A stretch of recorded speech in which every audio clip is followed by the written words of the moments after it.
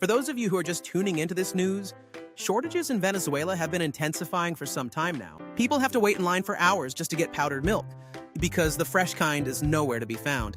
There are shortages of butter, cheese, beef, and chicken, as well as flour, sugar, oil, rice, coffee, toilet paper, diapers, detergent, bleach, and shampoo. Simply put, basic goods for daily life are missing. The big question is why? Some point to sabotage attempts by the opposition, others blame Maduro, seeing him as a leader far less charismatic and capable than Hugo Chavez. There are many explanations like these. The drop in oil prices, for instance, is particularly bad news for Venezuela. However, the real structural problem is that Venezuela implemented a series of economic measures. And although they were inspired by good intentions, the plan is backfiring completely. But before discussing economic measures, let's look at the context. When experts say the Venezuelan economy is failing, the core idea is that instead of saving resources, they waste them. That's how specific the problem is, but wait.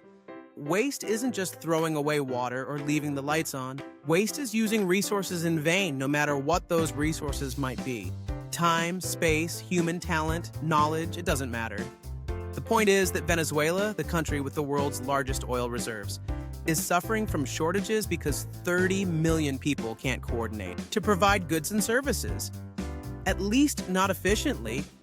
So, if this is indeed what's happening, let's look at the evidence. A good place to start is PDVSA, the state-owned oil giant. As strange as it seems, besides extracting oil and selling it abroad, PDVSA imports food to distribute as part of its mission to supply the Venezuelan people. It's not that this is wrong in itself, nor can this fact alone explain the shortages. But it's very telling that an oil company is the entity chosen to deliver food. Now think about the bureaucracy. In Venezuela, for example, to import products, you have to buy dollars. But it turns out the state is the one selling dollars, so you have to go through a bureaucratic process that can take months before importing anything. On the other hand, nationalized companies currently don't produce even a quarter of what they used to. Instead, they spend their time filling out forms, requests, reports, and all kinds of paperwork just to do their jobs. To make matters worse, tons of food have rotted in warehouses because no one delivered them. Not to mention the corruption draining the nation's resources and the coordination failures that slow everything down. Worst of all, this phenomenon feeds on itself. The time people spend waiting in lines just to buy basic goods is a direct result of these widespread shortages. But it also causes even more inefficiency. We're talking about millions of human hours being wasted, time that could have been used to improve the country's situation. Another source of waste is the effort the government spends monitoring that no one buys too much or sells goods on the black market. Of course, since food is scarce, many people buy as much as they can carry. But that only makes the shortage problem even worse. So the state decided to implement controls to identify buyers and prevent them from hoarding too many products. In some areas, they even went as far as using biometric technology to enforce these strict controls. Those are just a few examples. The question is, why is this happening? This is where theory comes in. Coordinating the efforts of millions is beyond the capacity of any group of officials. Most governments don't take on the task of deciding how to use the millions of resources a country possesses. Literally millions. Instead, they set the rules of the game. In practice, not centralizing the economy means taking a massive problem and breaking it into many small pieces. Instead of someone asking what the country should do, every citizen asks themselves, what am I going to do? What do I buy? What do I sell? Where do I work? And the sum of these individual decisions determines the course of the economy. But, and this is a big but, for this strategy to work, people need to communicate information constantly. Information like, someone should take this fish to the city, or I'll bring the wood, or even, let me help, I can fix boats. The key to the market as a way to save resources is that prices are what inform people about what's happening. Profits and losses. In a purely economic sense, these are indicators of efficiency or inefficiency. So, without asking permission from any central authority, every individual makes their own decisions. Those decisions affect prices, and prices communicate that new information so that others can make their own choices. And so on, over and over. The overall result is that millions of people work together in a more or less coordinated way. With all that said, let's look back at Venezuela.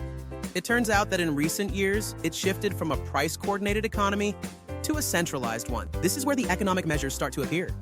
First, they set a fixed price for products that are now scarce and fixed the value of the dollar. This started back in 2003. The idea was for everyone, rich or poor, to afford basic goods while keeping the local currency strong against the dollar. Naturally, the government tried to set fair prices. But the thing about prices is they adapt to reality much faster than any state official ever could. And what happened, or what was bound to happen, was inflation. Shortly after regulating prices, the government spent massive amounts on social programs, creating a huge budget imbalance. Of course, the problem isn't the social programs themselves, but the financial imbalance. Basically, the revenue from taxes and oil sales just wasn't enough to cover all the expenses. The only way to sustain this model was to print more money, something that governments actually do quite often. However, when the money supply increases while the supply of goods and services stays the same, you get the famous inflation. Prices rise to adjust to the new reality. The new reality is more bills in circulation, but the same amount of milk on the shelves. But since they were controlled, instead of prices rising naturally, they just became completely meaningless numbers. Consequently, food producers and distributors began to go bankrupt, and many left the country because the business was no longer profitable. Production collapsed within a few years. Then, the government began nationalizing many companies, some by choice, others to subsidize production costs. For example, the state acquired over 10,000 hectares of cattle ranches in recent years.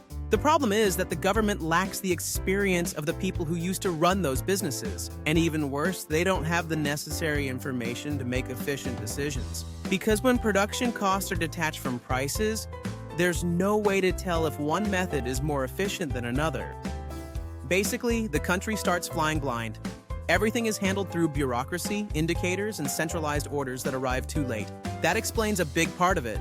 The other part, or at least another major factor, was the collapse of imports. We mentioned the dollar has an artificial price. Since only the state sells at that rate, getting dollars became the massive bureaucratic nightmare we mentioned earlier. The government must choose who gets them and for what purpose, because at that price, there aren't enough for everyone. And they must decide the best way to spend those dollars. In other words, it is the classic problem of having a centralized economy. Besides, the government must operate from a place of distrust because there are far too many incentives for corruption. Then there is the black market, which is also a direct consequence of regulating prices. Think about it. Anyone who manages to buy a dollar or a chicken from the state can resell those items, but at a much higher price. And on the other hand, there is the difficulty of ensuring that no one steals public resources. To give you an idea of the scale of this problem, the government admitted that at least $25 billion have been lost due to corruption.